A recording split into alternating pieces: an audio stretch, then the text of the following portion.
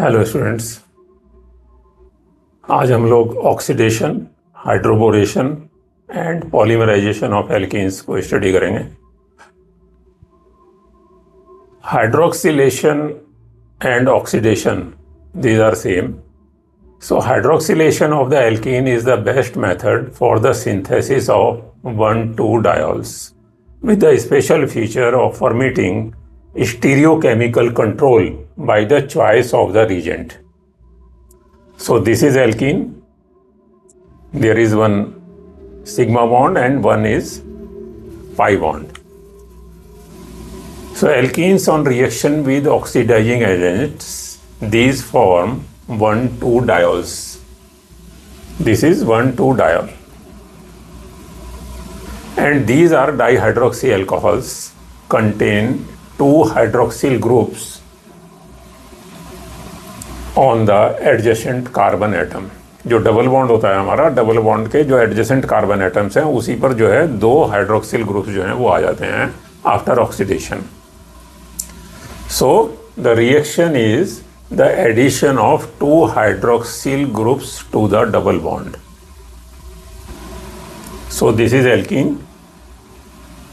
and on treatment with cold alkaline KMnO4, this is oxidizing agent, so we get this diol. So most commonly oxidizing agents are the cold alkaline KMnO4 and peroxy acids. Peroxy acid is a peroxyformic acid. So potassium permanganate, it is a powerful oxidizing agent that is used in organic chemistry. And selection of the reaction condition, जो हम alkene का oxidation करेंगे वहाँ पे जो reaction condition का जो selection है it is very important.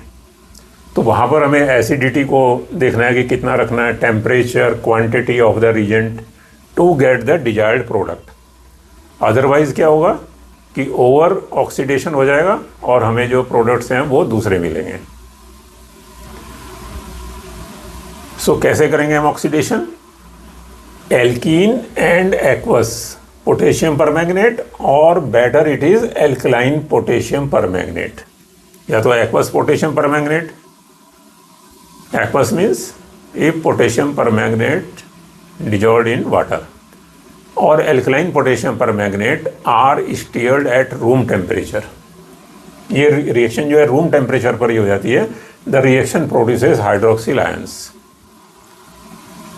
And heating and the addition of acid in a reaction are avoided.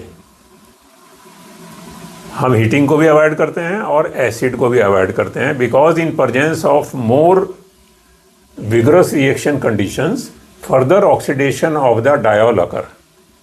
जो हमारे पास डायोल बनता है उसका फर्दर ऑक्सीडेशन हो जाएगा और डबल बॉन्ड का क्लीवेज हो जाता है. डबल बॉन्ड जो है वो टूट जाता है and carboxylic acid and ketones are produced. So for example this is an alkene.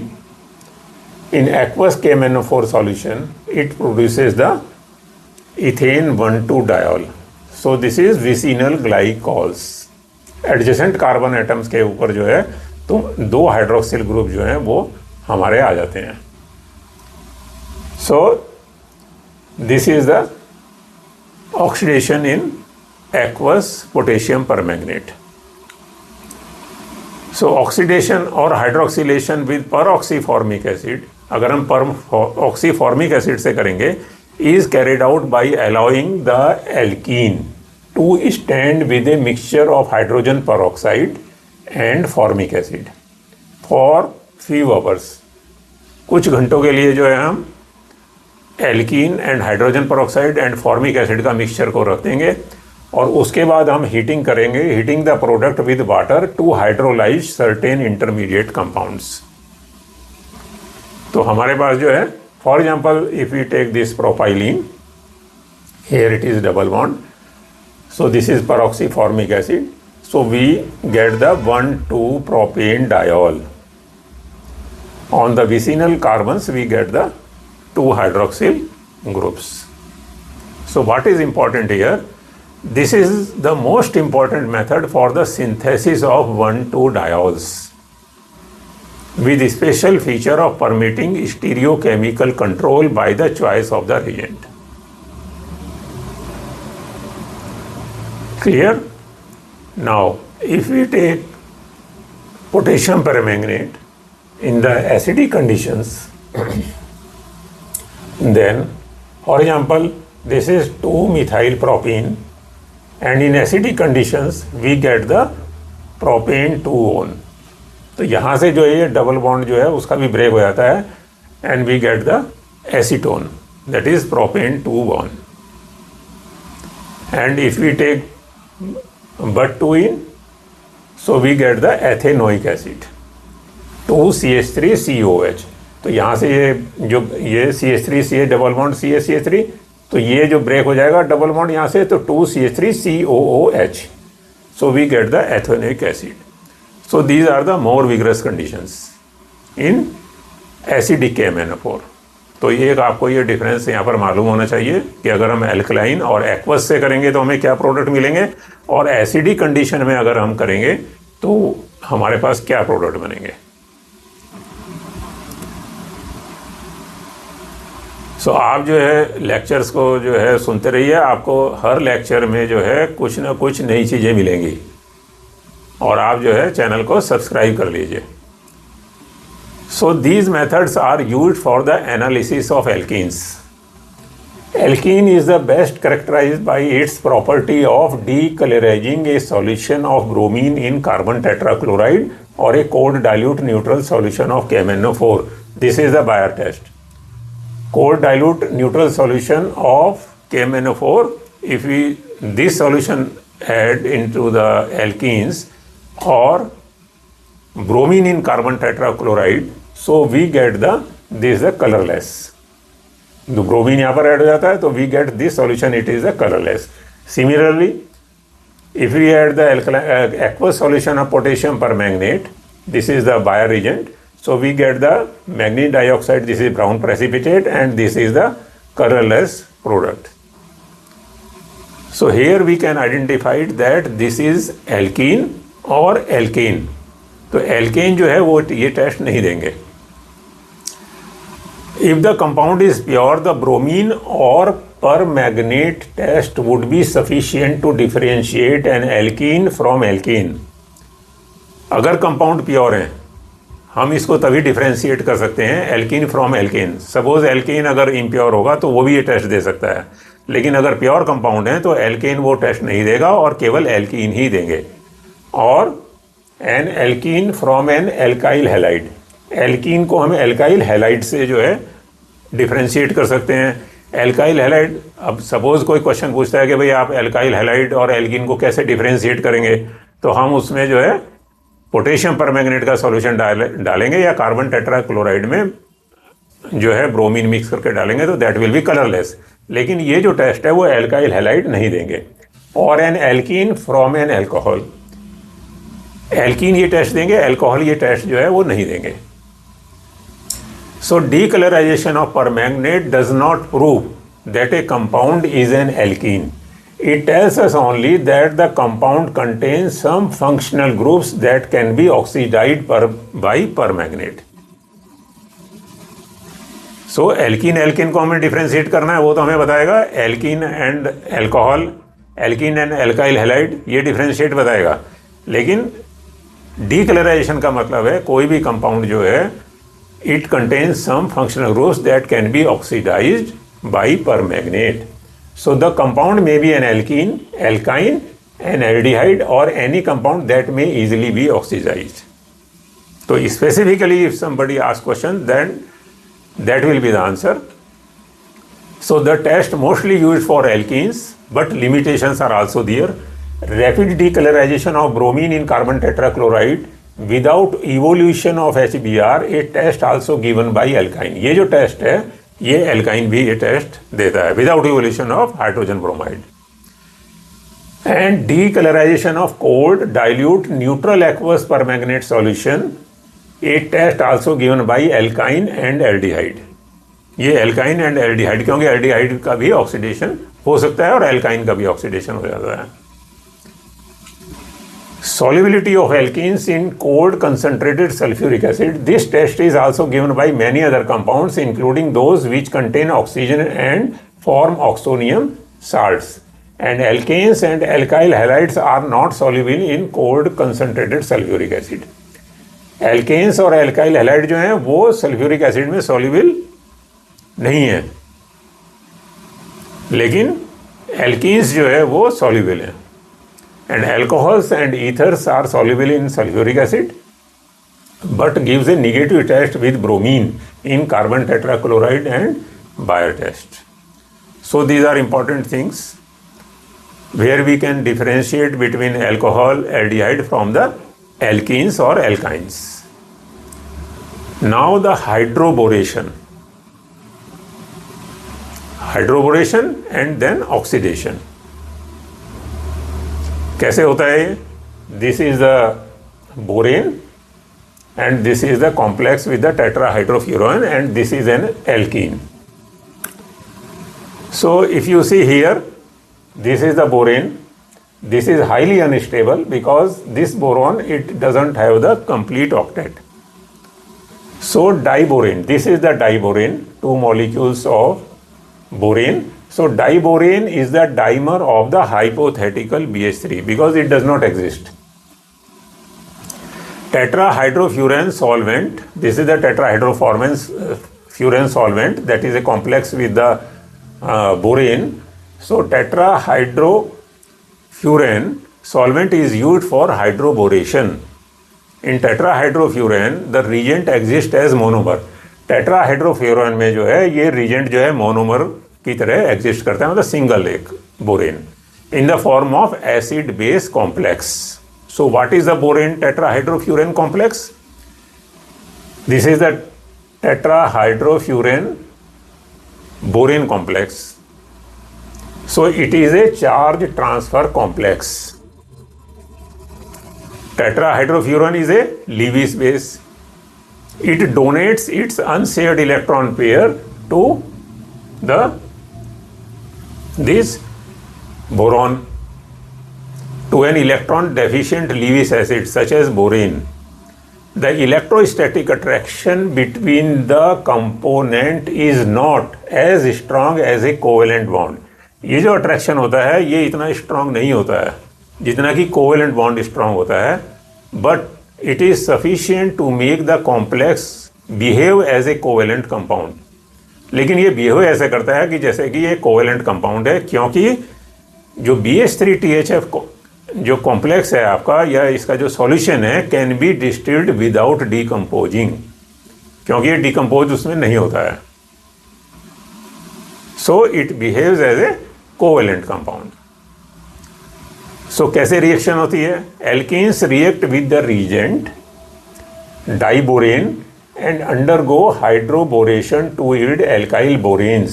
So we get the alkyl boranes, or we get also aryl boranes also.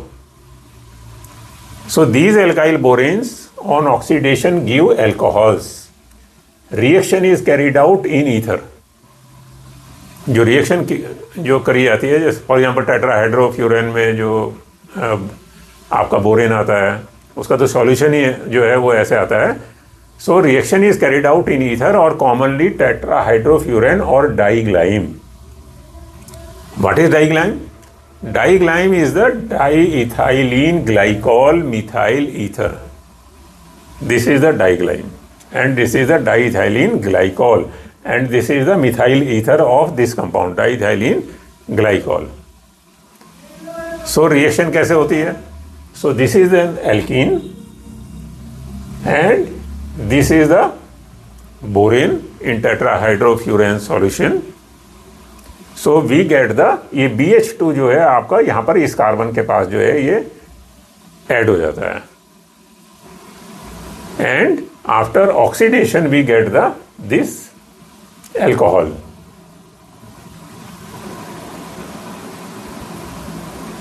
So this H may be HBH2, HBHR और HBr2. मतलब यहाँ पर alkyl group भी जो है वो add हो सकता है. एक सिंगल एल्काइल और 2 एल्काइल ग्रुप भी जो है हाइड्रोजन को रिप्लेस करके वो हो सकते हैं। So if we see the reaction further, so alkyl boranes वो कैसे बनते हैं? For example diborane, this is the alkene, so we get the CH3CH2BH2 जैसे हमने अभी पहले देखा। Again it reacts with the alkene, so we get the एक हाइड्रोजन और रिप्लेस हो जाता है यहाँ पर, सो CH3CH2 का एक मॉलिक्यूल और आ जाता है, CH3CH2 का twice and BH। Again with reaction alkene, this again H replace and we get the triethyl boron, tri जैसे हमने पहले देखा R3B। So this triethyl boron CH3CH2 का whole thrice B plus hydrogen peroxide की presence में जो इसका oxidation होता है, we get the 3CH3CH2OH, this we get the ethyl alcohol and boric acid. So this is the reaction. Now if we take the propylene, so from propylene we get the, this is the, ये सब reaction वैसी होंगी जैसे हमने पहले देखी हैं अभी। So with the reaction of diborane and oxidation we get the CH3CH2CH2OH, CH3CH2 and CH2OH, we get the primary alcohol, that is N-propyl alcohol, normal propyl alcohol. And if we take the 1-butene, this is a 1-butene, so we get the normal butyl alcohol, CH3CH2CH2CH2OH. So this is also the primary alcohol. But if we take the isobutylene, isobutylene के case में we get the isobutyl alcohol. सो अगर आप यहाँ पर देखें तो hydroxyl group जो है वो वहाँ पर आ रहा है, हाइड्रोक्सिल ग्रुप वहाँ पर आ रहा है। फॉर एग्जांपल ये जो हाइड्रोक्सिल ग्रुप है ये वहाँ पर आ रहा है जहाँ पर कि हाइड्रोजन जिस कार्बन के पास में ज़्यादा हैं। यहाँ पर भी अगर आप देखें, ये हमने रिएक्शन पहले भी हम जो है मार्को-निको एडिशन में जो है और एंटी मार्को-निको एडिशन जो है वो हम उसका कंप्लीटली देख चुके हैं, पढ़ चुके हैं। सो यहाँ पर अगर आप देखें, यहाँ पर जो है CH2OH, तो जिस कार्बन के पास हाइड्रोजन ज़्यादा है हाइड्रोक्सिल ग्रुप वहाँ पर आ रहा है। यहाँ पर भी आप यहाँ पर देख सकते हैं और यहाँ पर भी CH2OH और H जो है आपका वो यहाँ पर आ जाएगा। सिमिलरली 2-methyl-2-butene अगर आप देखें तो यहाँ पर क्या है, इस कार्बन के पास में कोई हाइड्रोजन नहीं है लेकिन यहाँ पर हाइड्रोजन, तो हाइड्रोक्सिल ग्रुप जो है वो यहाँ पर आया। So we get here the secondary alcohol 3-methyl-2-butanol, 3-methyl-2-butanol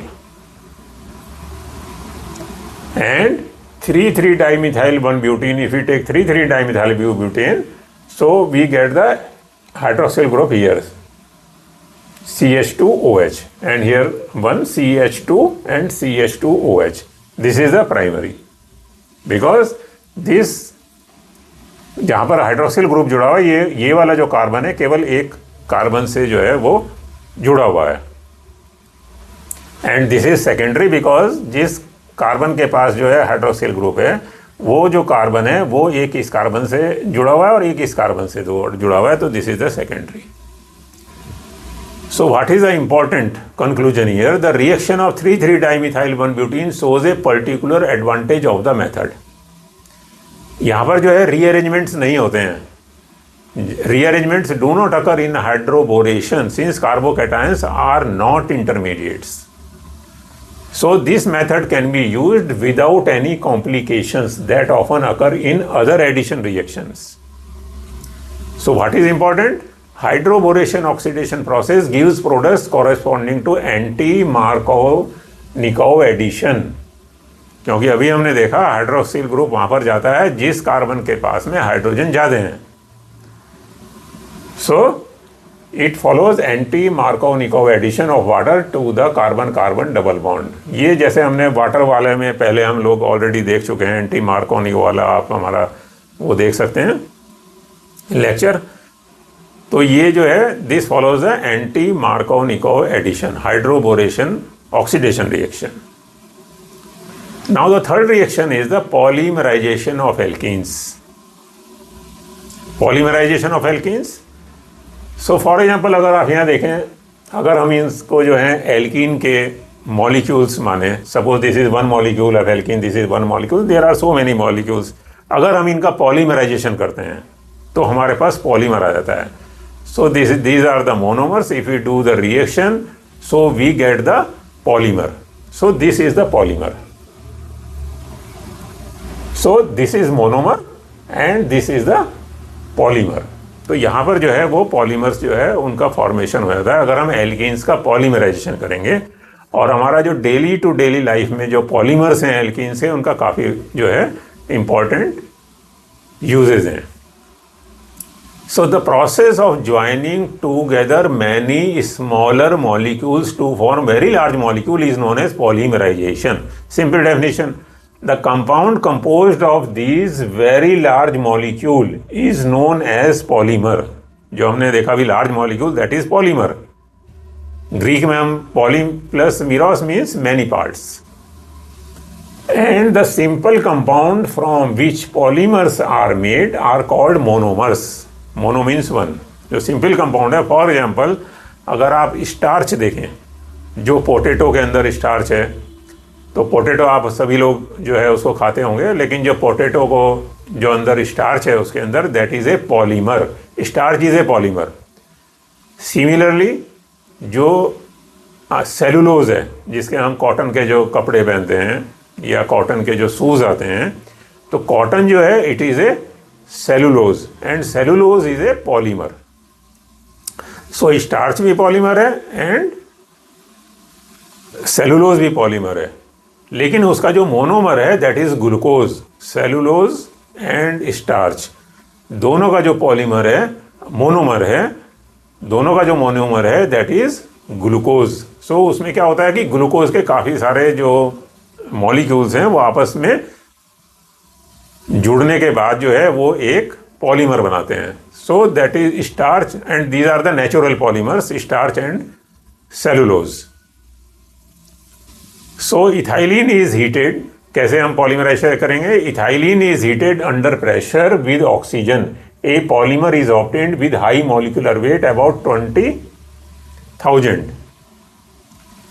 उसका जो मॉलिक्यूलर वेट होगा दैट विल बी अराउंड 20,000। अगर आप एक एल्कीन का मॉलिक्यूल देखें तो CH2 double bond CH2, carbon का जो एटॉमिक वेट है इट इज़ 12 एंड हाइड्रोजन का 1, तो CH2 मीन्स 12 + 2 14 एंड 14 जो है दूसरा CH2 है, तो CH2 double bond CH2 means 28। सो 28 जो जिसका एटॉमिक ये मॉलिक्यूलर वेट है that is 1 molecule of alkene. So काफ़ी सारे मॉलिक्यूल जब आपस में जुड़ जाएंगे दैट इज़ 20,000 अप्रॉक्सीमेटली उसका मॉलिक्यूलर वेट वो पहुंच जाएगा। And the polymer obtained is essentially an alkane. जो पॉलीमर हमें मिलता है that is alkane and this compound is made up of many ethylene units and hence it is called polyethylene. क्योंकि उसमें काफ़ी सारे इथाइलिन मॉलिक्यूल होते हैं इसलिए that is called polyethylene. And polyethylene is a plastic material of packaging films. For example अगर हम यहाँ देखें, this is the ethene. So under high pressure if the reaction is carried out so we get the polythene CH2 and इसको हम जो है इस तरीके से लिख सकते हैं यहाँ पे नंबर ऑफ मॉलिक्यूल्स। सो अगर आप एक लॉन्ग मॉलिक्यूल देखेंगे तो उसका CH2 और ये आपका लंबा चला जाएगा, लास्ट में जाके इसमें CH3 होगा। So that is an alkene. तो इथीन का जब हम पॉलीमराइजेशन करते हैं we get an alkene and this is a polymer. Similarly, we get the polypropene. If we take this compound and under high pressure temperature we get this polypropene. This is a polypropene. And if we take the substituted ethylines, for example अगर हम लेते हैं vinyl chloride, for example CH2 double bond CH2, this is alkene था, यहाँ पर एक hydrogen को replace करके उसमें अगर क्लोरीन यहाँ पर आ जाता है तो दैट इज विनाइल क्लोराइड। तो in presence of peroxides it is converted into the polyvinyl chloride that is PVC, polyvinyl chloride. तो पॉलीविनाइल क्लोराइड का जो लॉन्ग मॉलिक्यूल है वो इस तरीके से होगा एंड शॉर्ट में हम उसको इस तरीके से लिखते हैं CH2CH और ये Cl और ये this is number of molecules. So this is the polymer of, and it is known as PVC, polyvinyl chloride. So it is used in plastic pipes, window frames with plasticizers. अगर हम उसमें कुछ plasticisers add कर देंगे तो plasticisers add करने के बाद प्रॉपर्टी उसकी क्या होती है, they become some soft. So rain coat में हम उसको यूज कर सकते हैं, shower curtain, coating of metals, fabric etcetera. So what is the utilization of polymers? Polymers derived from alkenes are used for the manufacture of plastic bags, squeeze bottles, refrigerator dishes, toys, pipes. And polypropylene is used for the preparation of milk and fruit crates, plastic buckets, and used for the manufacture of water pipes, insulation of wires, roofing materials. And especially we see the polyethylene. It is used in the production of plastic bags, films, containers, bottles, cups, jars. It has a high flexibility, durability, and moisture resistant properties. Hence, it is also used for the packaging applications. And polypropylene, it possesses high strength and has chemical resistant properties. Polypropylene में जो है इसकी जो strength है वो high है. कैसे high है? क्यों high है? Because polythene, this is the polythene and this is a polypropylene. तो अगर आप यहाँ पर देखें इसमें साइड चेन है, तो side groups as a methyl restricts chain movement. अगर साइड में कोई चेन आ जाती है तो वो चेन मूवमेंट को रेस्ट्रिक्ट करता है, making it more rigid, high melting point and tough molecule. और ये जो है सिंपल मॉलिक्यूल है, सिंपल हाइड्रोकार्बन है. Backbone polymer made from ethene, this is the backbone, इसको हम बैकबोन बोलते हैं. Similarly this is backbone and this is the side chain. तो it is a simple hydrocarbon, polythene, and it has a straight backbone, polymer made from ethene, a simple and less rigid structure. तो ये flexible structure, जहाँ पे flexible आपको कोई काम करना है वहाँ पर जो है पॉलीथीन काम आएगा, और जहाँ पर थोड़ा सा आपको टफ प्रॉपर्टी चाहिए वहाँ पर जो है पॉलीप्रोपाइलिन आएगा. और अगर हम उसमें जो है प्लास्टिसाइजर्स ऐड कर देंगे तो उसकी प्रॉपर्टीज़ जो है और फ्लेक्सिबल हो जाएंगी, जो रेन कोट्स वगैरह में जो है वो काम आता है, या फैब्रिक बनाने के लिए काम आएगा. So thank you very much. आप लाइक कीजिए, शेयर कीजिए और कमेंट्स कीजिए. अगर आपको कुछ पूछना भी है तो आप उसमें कमेंट में डाल के, कोई मैकेनिज्म पूछना है, कोई चीज़ आपको नहीं समझ में आई है तो मैं उसको जो है आपको दोबारा फिर बताऊंगा. और आप चैनल को सब्सक्राइब जरूर कर लीजिए.